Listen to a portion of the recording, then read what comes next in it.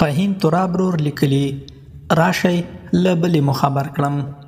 راشد خان چې څنګه برانډ دی همداسې موریندار هم برانډ ده.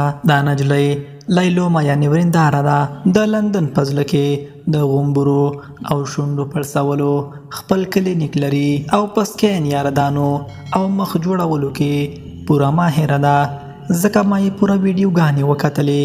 خو بدبختانه دا د 2024 کال د 5 سپټمبر راهیسې د هغه کلینیک بند کړی او وجه یې نه ده معلومه.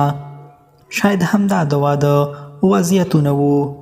نور الله جل جلاله ګواه دی. راشد خان د 4 نور ودونه هم وکړي. هغه یې خپل کار دی خو موږ ته د 4 اوره په سمه توګه کوي. راشد خان بیا ویلي چې څو ورځې وړاندې یې خپله میرمن د یوې خیریه غونډې ته بیولې وه، خو د په وینا د خلکو له لوري بې ځایه اټکلونه شوي دي. راشد لیکلي دا خواشینونکې ده چې له یو ساده کاره داسې اټکلونه کیږي.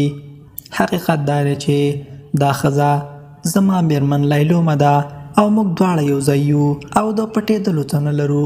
راشد خان چې د نړۍ له مشهورو سپین بازارانو څخه ګڼل کیږي، دا لومړی ځل دی چې په رسمي توګه د خپل واده خبر رسمناموي.